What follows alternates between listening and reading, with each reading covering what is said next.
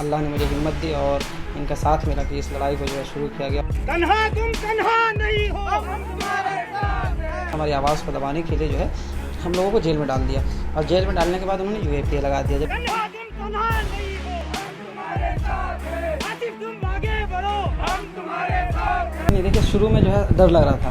बाद में जब मतलब कि मैं शुरू में 2 नंबर जेल में मुझे रखा गया, तो 2 नंबर जेल में जो है वो 14 दिन के लिए मुझे क्वारंटाइन किया गया, तो वहाँ पे थोड़ा सा डर लगा। फिर मैं जेल नंबर 4 में आ गया, तो फिर वहाँ से डर नहीं, क्योंकि वहाँ से जो है वहाँ पे हमारे पास किताबें आ गई। आसिफ तेरी जुर्रत को अस्सलाम, अस्सलाम। आसिफ तेरी जुर्रत को अस्सलाम, अस्सलाम। सुधा भारद्वाज वगैरह जो हैं उनको मैंने देखा, तो इस तरह से मुझे उम्मीद मतलब कि कहीं कहीं जो है मैं कम भी हो रहा था, लेकिन जो है भरोसा था अपने रब पे और यहाँ की जुडिशरी सिस्टम पे। धर्मेंद्र राणा ने दिशा रवि के केस में दिया था, इस तरह से सिद्धार्थ मृदुलाल जयराम अम्बानी ने जो है ये जजमेंट हम तीनों के लिए दिया। झुकने वाला आसिफ, आसिफ।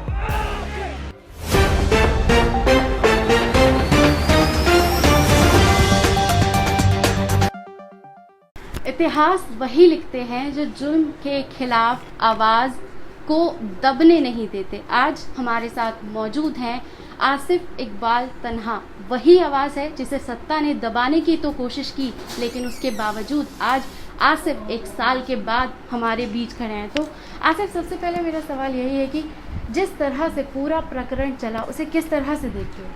देखिए, सबसे पहले तो मैं अपने रब का जो है वो शुक्रिया अदा करता हूँ, अपने लोगों का शुक्रिया अदा करता हूँ, अपनी तंजीम, अपने ऑर्गेनाइजेशंस के लोगों का शुक्रिया अदा करता हूँ कि उन्होंने जो है अल्लाह ने मुझे हिम्मत दी और इनका साथ मिला कि इस लड़ाई को जो है शुरू किया गया और जो है वो लड़ाई। लेकिन कहीं ना कहीं जो है हुकूमत को और पुलिस को जो है ये लगा कि कहीं जो है ये ज़्यादा ये ना हो जाए कि अपने हक़ की लड़ाई जो है ये और आगे बढ़ाते रहे और फिर कोई भी जो काम हम करें और इस पर आवाज़ उठाते रहे। तो उन्होंने जो है हमारी आवाज़ को दबाने के लिए जो है हम लोगों को जेल में डाल दिया और जेल में डालने के बाद उन्होंने यूएपीए लगा दिया। जब यूएपीए लगाया तो हम लोगों को हंसी भी आई और रोना भी आया। फिर कहीं ना कहीं क्योंकि यूएपीए के बहुत सारे केसेस को हम लोग जेल में देख रहे थे, तो उसे ये समझ में आ रहा था कि यूएपीए में बेल नहीं मिलती है, यूएपीए में जो है लोगों को लंबे समय तक जेल में रहना पड़ता है। तो उसका अफसोस भी था। जिस तरह से मैंने भीमे कोरेगांव में लोगों को देखा, सुधा भारद्वाज वगैरह जो हैं उनको मैंने देखा, तो इस तरह से मुझे उम्मीद मतलब कि कहीं कहीं जो है मैं कम भी हो रहा था, लेकिन जो है भरोसा था अपने रब पे और यहाँ की जुडिशरी सिस्टम पे, यहाँ के संविधान पे मुझे यकीन था कि कहीं ना कहीं जो है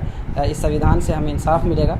और जो भी अहिंसा के राह में जो गांधी जी ने जो कहा है, जिस रास्ते में जो रास्ता हमें दिखाया, जिस पे आंदोलन करना सिखाया, जिस तरह से सत्याग्रह करके और इस तरह से जो आंदोलन उन्होंने किए जंग मतलब कि देश को आज़ाद कराने के लिए, तो उसी रास्ते पे चलकर जो हम लोग कर रहे थे, तो उसमें कहीं ना कहीं मुसीबतें आई थी, परेशानियाँ आई थी गांधी जी को भी। तो हम लोग को भी परेशानियाँ मुसीबतें हैं, ये वक्ती है, टल जाएगा। उसको देखते हुए जो है हम मजबूती के साथ खड़े रहे, जेल के अंदर भी हिम्मत नहीं आ रही और आ जाएगी।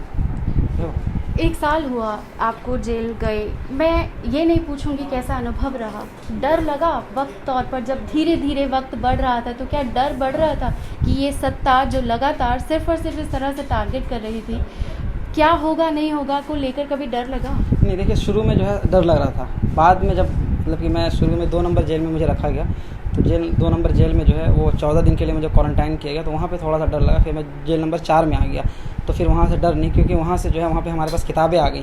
जब किताबें आ गई तो किताब एक बहुत बड़ा सहारा होता है वक्त गुजारने के लिए, और उस किताबों के सहारे से जो है मैंने अब तक 1 साल का जो अरसा है वो गुजार दिया और बिल्कुल ही डर महसूस तो हुआ ही नहीं। बस भरोसा था यहाँ के मतलब कि जुडिशरी पे भरोसा था। मुझे पता था कि सेशन से बेल रिजेक्ट हुई है तो कहीं ना कहीं हाई कोर्ट देगा, हाई कोर्ट अगर रिजेक्ट करता है तो कहीं हम सुप्रीम कोर्ट तो हमें देगा ही देगा।